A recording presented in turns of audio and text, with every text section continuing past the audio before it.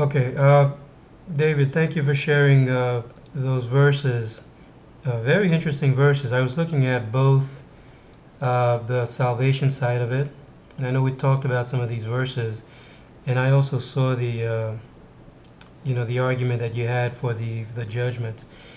And so when I started looking at some of these verses, and then I figured, well, let me go ahead and try to make a study out of it, and then we'd come by and share that and get some additional feedback. Uh, Dwelling deep, flee and dwell deep.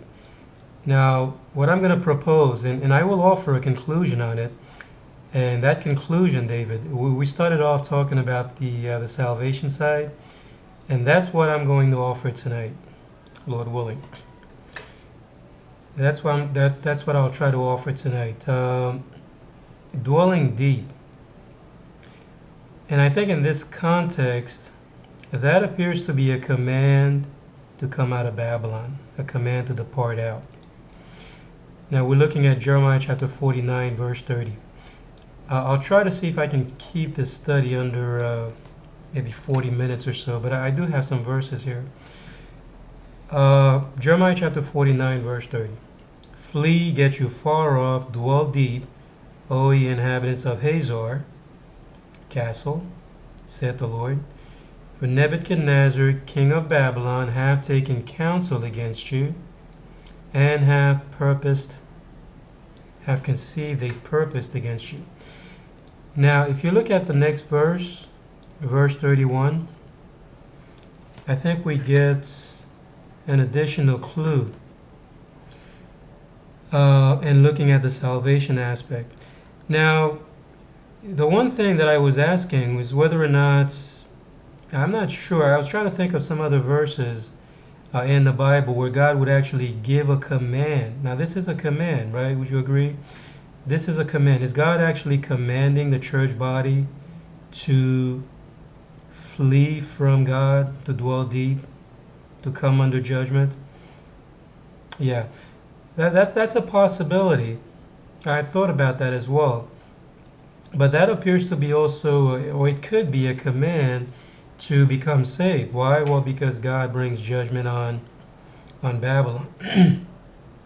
So notice in verse 31, arise, get you up unto a wealthy nation that dwelleth without care. Hold on one second.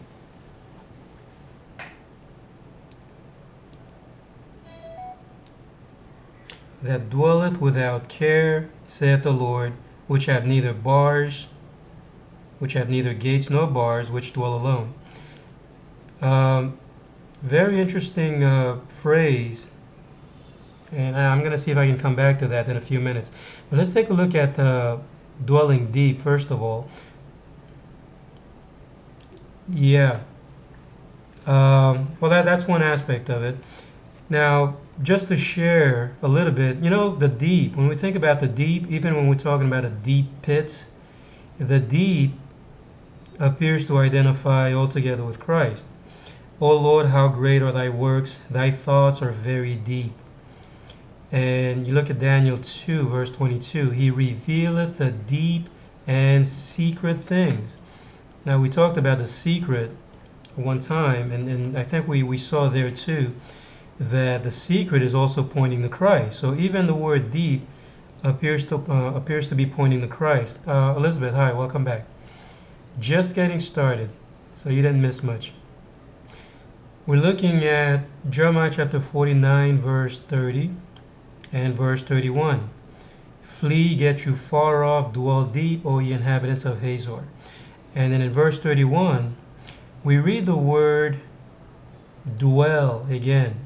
Arise, get you up unto the wealthy nation that dwelleth without care. So I think there's a tie-in there that we're gonna get to in a few minutes. But the word deep appears to be identifying with Christ, even in the negative sense.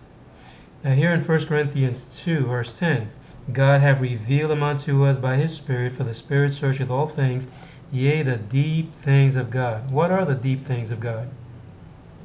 It has to be Christ, right? The deep things of God.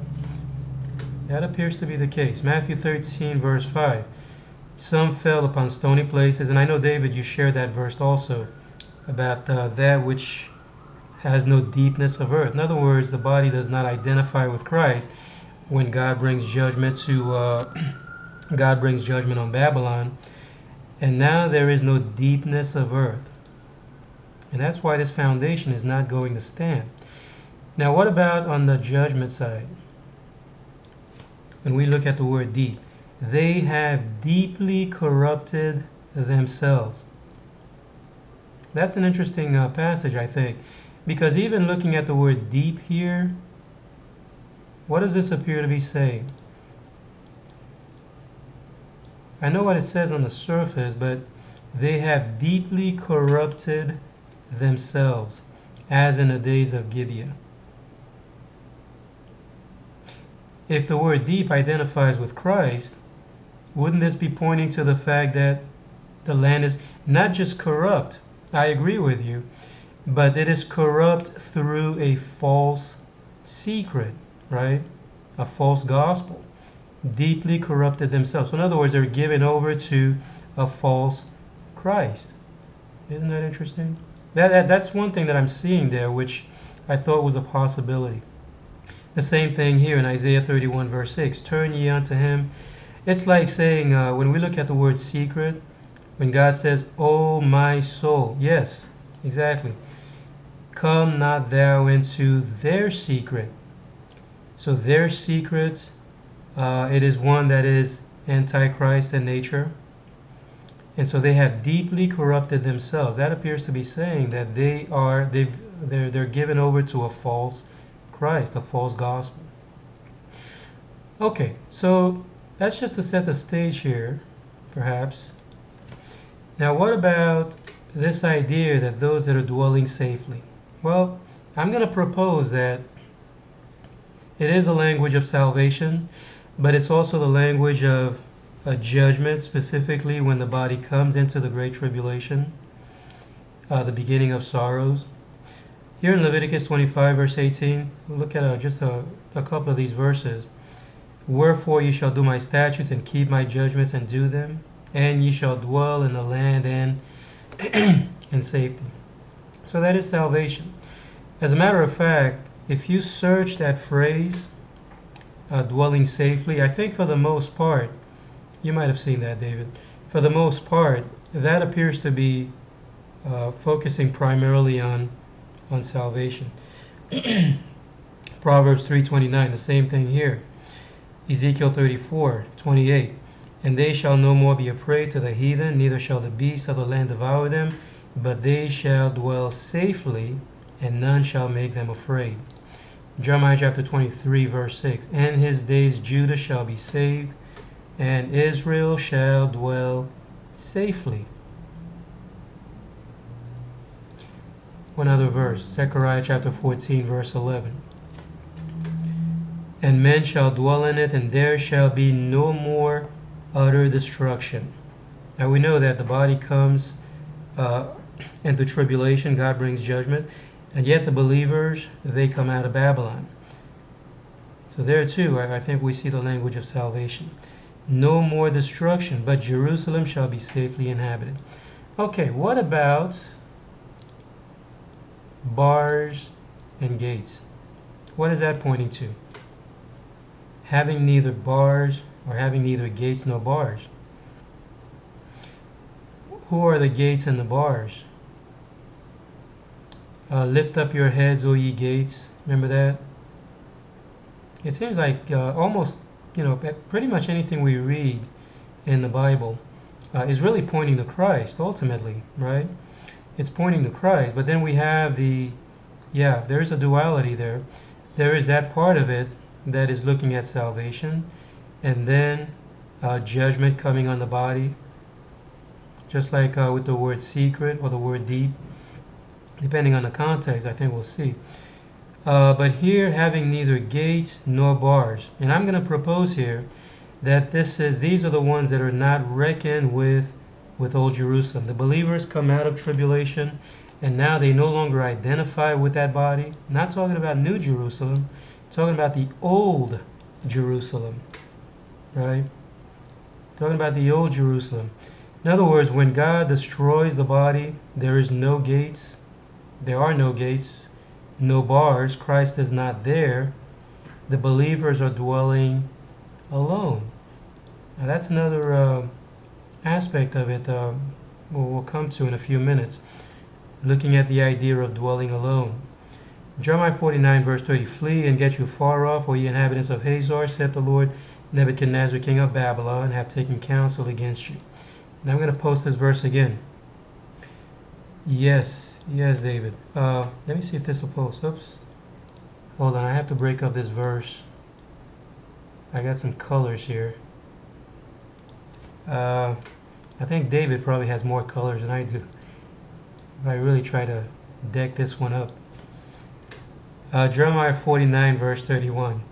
Arise, get you up unto the wealthy nation that dwelleth without care, saith the Lord, which have neither gates nor bars. Now this came to mind when we look at the nature of the believers coming into the Great Tribulation.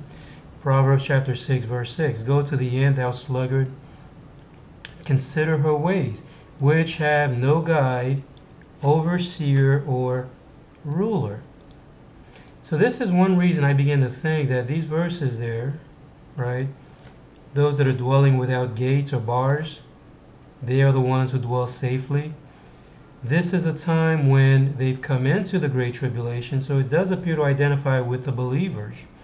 And now they have no gates, they have no bars. Why? Well, because God has destroyed, he begins to bring judgment on Babylon. And it's the same picture I think we're looking at here. But provideth her meat. Looking at the end. In the summer identifying with the time of harvest, and gathering her food in the harvest. So same idea here, right? Where when Christ is revealed, now the believers, they've come into the time of gathering. Lamentations chapter 2 verse 9, getting a picture here perhaps of the destruction of Babylon. Her gates are sunk into the ground, he hath destroyed and broken her bars. Jeremiah 51 verse 58. Thus saith the Lord of hosts, the broad walls of Babylon shall be utterly broken, and her high gates shall be burned with fire. Now, take a look at Ezekiel 38, verse 11. And thou shalt say, I will go up to the land of unwalled villages. I will go to them that are at rest, that dwell safely, all of them dwelling without walls, and having neither bars nor gates. When I first looked at that, I was thinking that, well, if they have no bars or gates, that has to be talking about the unsaved somehow, right? And we know that dwelling safely, right, the walls are broken down. But when are the walls actually broken down? Looking at the timing of it. When does Babylon fall, or God begins to bring judgment on Babylon? And I'm proposing here, yes, exactly, the beginning of sorrows. And remember we talked about this verse also here, Judges chapter 16 verse 3. And Samson lay till midnight, and arose at midnight, and took the doors of the gate of the city and the two posts, and went away with them, bar and all. That appears to be the language of salvation. Now, he rises at midnight. That's a time reference, I think. At midnight, he arose. Flee, rise, right? That's the command I think we're looking at in Jeremiah chapter 49. Okay. Bars and gates positive in Judges. Yeah. But here, Samson appears to be, now correct me if I'm wrong on this, he appears to be a picture of Christ. Now he takes the city, he basically he destroys the city, is what this appears to be. He takes the bars, the gates, which identify with Christ, and notice he is going to a top of a hill. Yeah, he goes to the top of a hill. That appears to be looking at the mountains. He goes to the mountains. Yeah, the believers, they flee. So that's very interesting there also. Now, Here's another clue I think we can consider. Jeremiah 49 verse 8. Flee ye, turn back, dwell deep, O inhabitants of Dedan. Now this is the same, it's not the same verse, but it's the same context, the same language, right? You agree? But look at verse 11. Leave thy fatherless children. I will preserve them alive, and let thy widows trust in me. Well, that's kind of curious because we start looking at the nature of leaving father, leaving mother, leaving children. And some of these verses began to come to mind. Our inheritance is turned to strangers, our houses to aliens. Lamentations chapter 5 verse 3. We are orphans and fatherless. Our mothers are as widows. And Christ says in Matthew 19 verse 29, and everyone that have forsaken houses or brethren, father, mother, children. So this command here, flee ye, turn back, dwell deep. Leave thy fatherless children. Well, the church body, I propose, is fatherless when God brings judgment to it, right?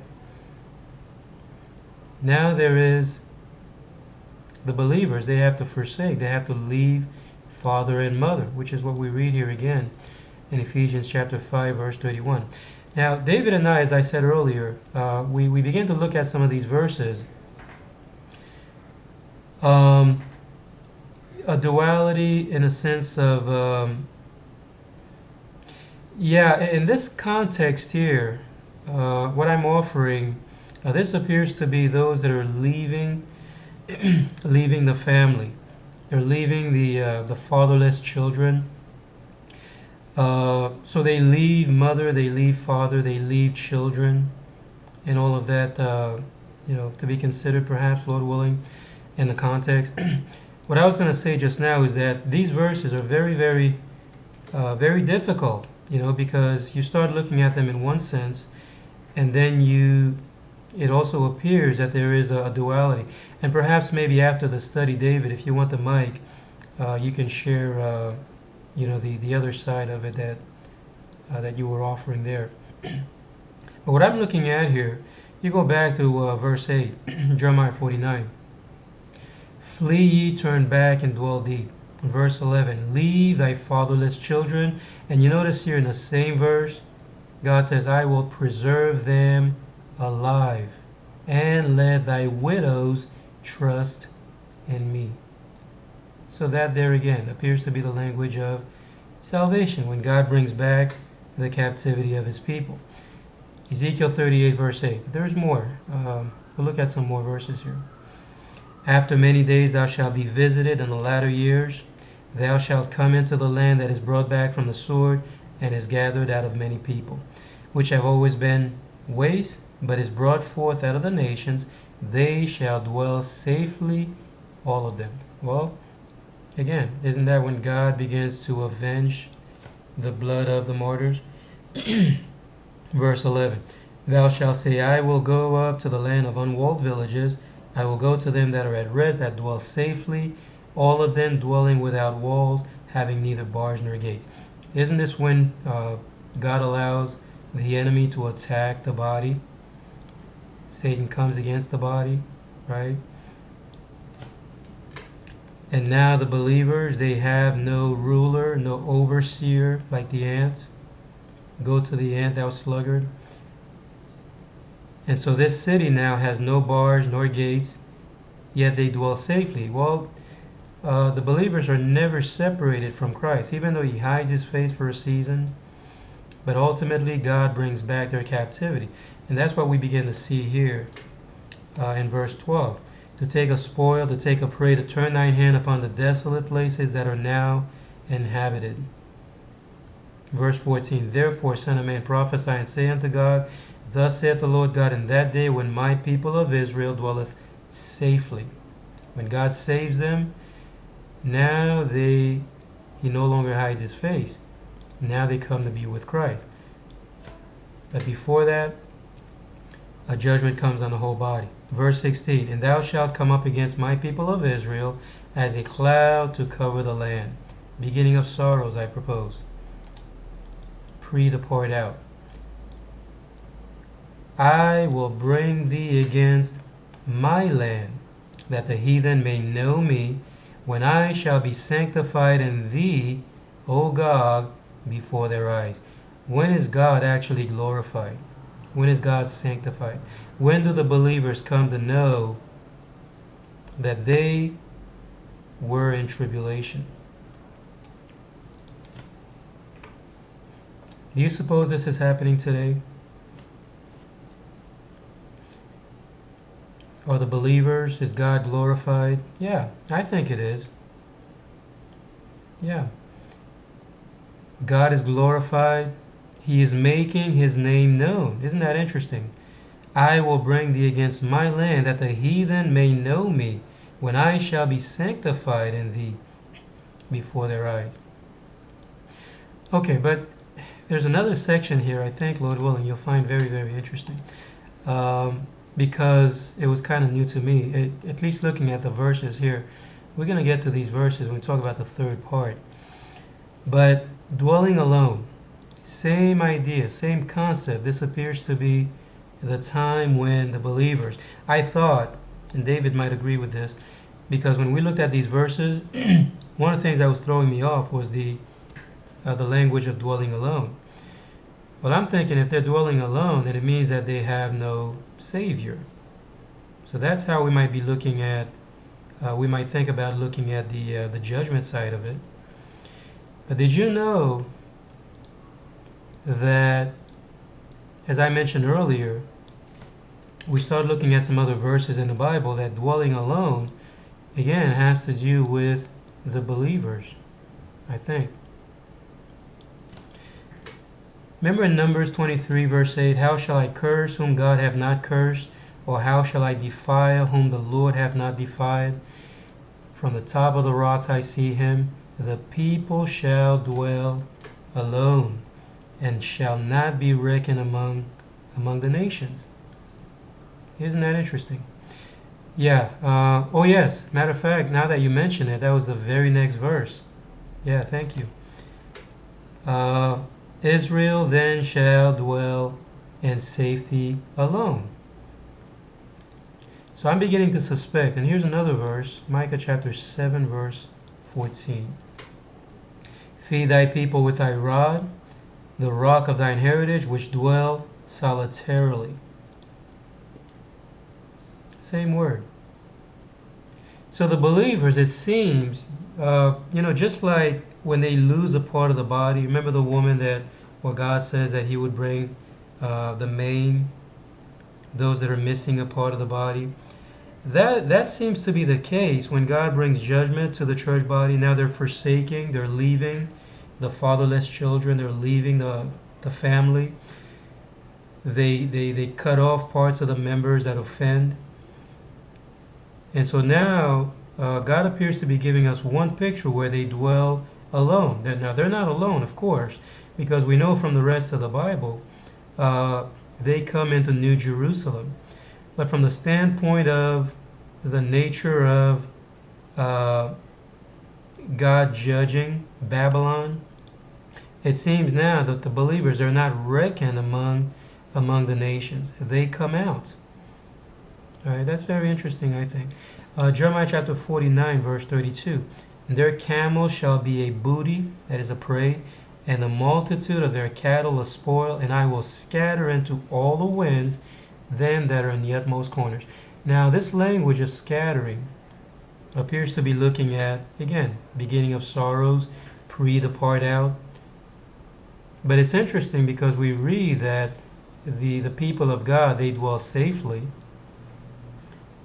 And at the same time, God speaks of pre the part out, being scattered. That's the time when God comes into the land like a cloud. And then God brings back the captivity of his people. And now he is sanctified. But what about this Another principle, judgment beginning at the house of God. The third part. Now I know we looked at the third part, and I have not been able, so far, I could be corrected on this if someone has something they'd like to share on that. I have not been able to find anything in the Bible that would make that ratio, the 2/3 and the 1/3, that would make it conditional. It appears to be consistent throughout the Bible, right? The third part is talking about the believers. Thou shalt burn with fire a third part in the midst of the city when the days of the siege are fulfilled, and thou shalt take a third part and smite about it with a knife, and a third part thou shalt scatter in the wind, and I will draw out a sword after them. That appears to be talking about Babylon, right? And perhaps it is. Yeah, it appears to be talking about the unsaved body. I'm going to propose here what I've proposed in the past, and I'll see if I can try and support that a little bit further. That is talking about pre-depart out. Judgment, basic principle is that judgment begins at the house of God. When God talks about a fire, the fire serves two purposes. That we have the fire that brings judgment, but the same fire brings salvation. How is a fire able to bring about salvation?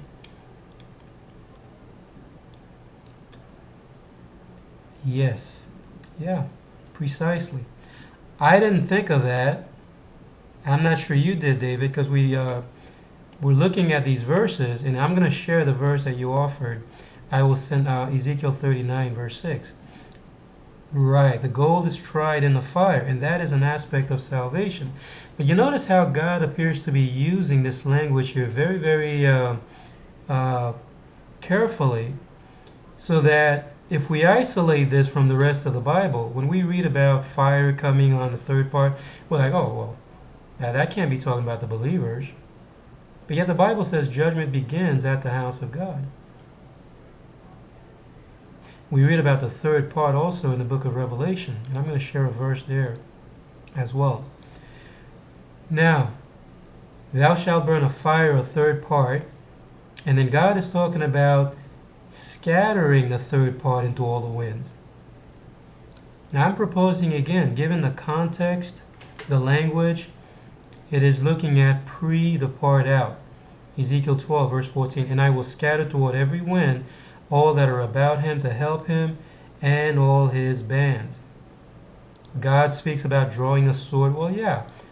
What is the sword that comes against the believers? Remember in Revelation 11, the two witnesses are killed. Well, how are they killed? We also read that those who take the sword, they perish by the sword. God allows the locusts, the unsaved in the body, as a form of judgment to come against the whole body in tribulation.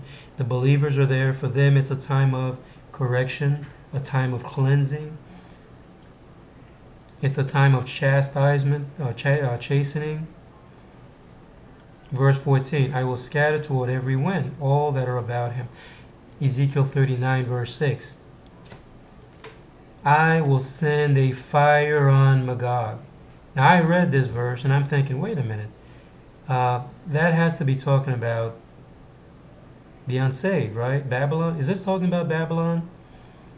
God sends a fire on Magog and among them that dwell carelessly in the isle, and they shall know that I am the Lord. Well, didn't we see earlier, just now I offer that God is sanctified when he brings the believers back from captivity. I shall be known in the eyes of many nations. So I'm going to propose here that this fire, that's what I thought, David. That's what I thought. But I'm going to share some verses here. Well, the fire comes on the whole body. Now that's something that, Lord willing, I think if we keep in mind. Remember when we looked at the verses having to do with the healing of the womb? Well, I think there are enough verses, Lord willing, to support that God is looking at the whole body as unclean in tribulation. He's looking at the whole body as unclean. The believers are there And judgment begins at the house of God. When we are judged, we are chastened of the Lord. But the fire, the reason I used to think that this was negative, because I'm thinking, well, fire has to do with judgment. Well, God is judging the unsaved in the body. But if we keep in mind, perhaps, that God is using the fire in the positive sense when we look at the believers, because it is a fire that is going to cleanse them. It is going to bring about salvation. Yes, exactly, Elizabeth. The fire refine. It is a judgment. You see that? It's also a judgment. Judgment comes on the whole body. Judgment begins at the house of God. That's the principle.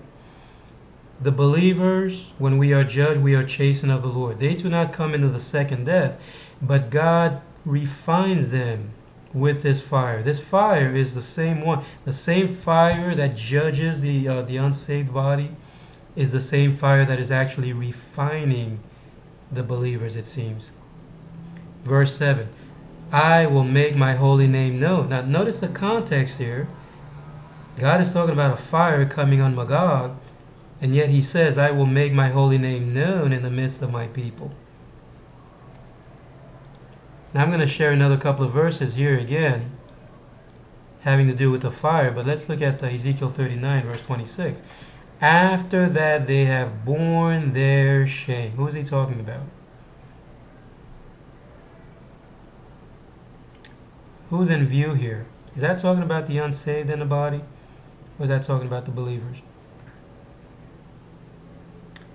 Yeah, that has to be a reference to the believers, to the elect. After that they have borne. Why? Why do the believers have to be, why do they have to bear shame? Well, doesn't the Bible also say that, yeah, doesn't the Bible also, we see some verses having to do with, well, first of all, why is there a need to cleanse the body? God is using the fire here on Magog to cleanse the body. Now, we're not done with this. So I agree, yeah. Magog, the field which has both wheat and tares. Yes, that's what I'm proposing, David. And Lord willing, maybe you might find some other verses to confirm that. But take a look at this verse right here. And this this came to mind. I've thought about this before, and I suspected at least, that this is what God is talking about here. You notice how so many times God, he's looking at the whole body, Magog, as you said, as both wheat and tares. If any man's work shall be burned, he shall suffer loss, but himself shall be saved, yet so as by fire. The fire brings judgment, it brings condemnation on the body, but it's the same fire I propose that is also cleansing the body. The believers they go through that process. And we see the same picture, I'm going to share here in a few minutes. 1 Peter chapter 3, verse 20. Which sometimes were disobedient when once the long suffering of God waited in the days of Noah. Noah and his family, they were saved by water. Isn't that interesting? So the water, the flood of ungodly men, if we look at it today, the same water that destroyed the land back then appears to be the same water that actually brought about salvation. And what about Luke chapter 3, verse 16? Now these verses begin to make more sense, at least to me, when I began to see them in the light of these other verses. He shall baptize you with the Holy Ghost and with fire. Zechariah chapter 13, verse 9. I will bring the third part through the fire. That's the fire that I'm proposing here again. The fire comes on Magog, the whole body, wheat and tares, but God brings the believers through that fire. They're not harmed. Right? Remember Daniel in the den, in the furnace, I'm sorry, the fiery furnace. That, I believe, was a picture of the believers going through the fire of the Great Tribulation. I will bring the third part through the fire, and will refine them as silver is refined, and will try them as gold is tried. But you see, when we look at Daniel 11, verse 33, and they that understand among the people shall instruct many, and they shall fall by the sword. There it is. God draws a sword after the body, after Magog. The believers are there. They are being scattered. They go into all the wind as God hides his face from the whole body. So they fall by the sword, they fall by flame, by captivity. They go to Babylon. Right? By captivity and by spoil many days. Satan spoils the body, and then when Christ is revealed, God now is actually spoiling his house. He is plundering his house. Now here are a couple of other verses, and believe it or not, we're almost done. Dwelling safely and saying I am, which shows how God is actually tying in the idea of dwelling carelessly, safely, with the Great Tribulation. That's the time when the city has no bars, no gates. Christ has left the city. And now Gog is coming like a cloud to cover the land. And then God brings him against his land, right? So that the heathen, that God himself would be sanctified. What's interesting here, the language of I am, right? Christ is the great I am. And this is the nature of the body coming into tribulation. Therefore hear now this, that art given the pleasures, that dwelleth carelessly, that saith in thine heart, I am, and none else. One last verse. That's the latter part of it. Matthew 24, verse 5. Many shall come in my name, saying, I am. Okay, now, again, what I'm proposing, based on some of the language of having to leave the fatherless children, the language of dwelling carelessly, and the context, we know those that are, the body is without Christ. The people shall dwell alone, not to be reckoned among the nation. So the Bible appears to be showing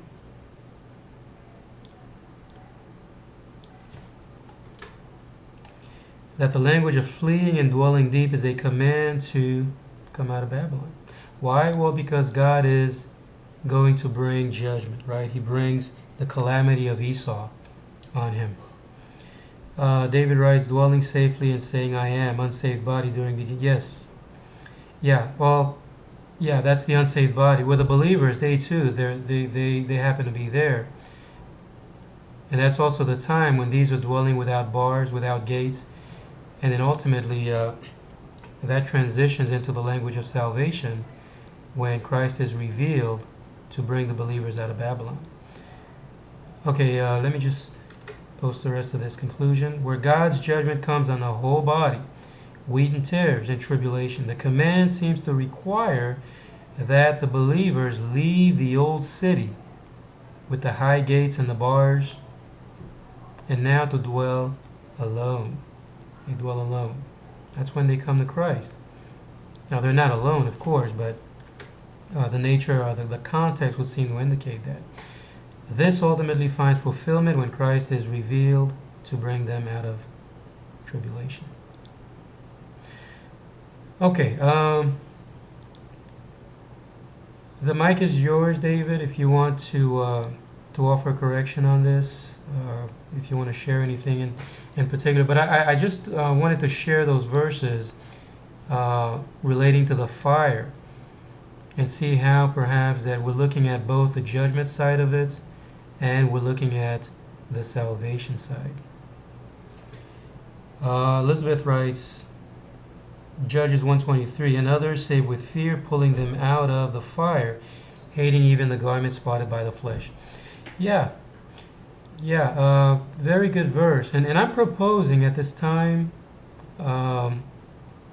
when the believers, they share the gospel, the part out, in essence, they're really bringing people out from under the judgment of God. I'm not sure, Elizabeth, if this verse applies directly to our day. I could be wrong on that, and David might want to comment on this. The reason I say that is because we also read language that there's a great gulf fixed between the rich man and Lazarus, uh, so that one appears to be, in darkness, and the other one has the light of Christ. So that's something perhaps we'll come back on, Lord willing. See if I can offer some additional verses on that. All right, hold on one second.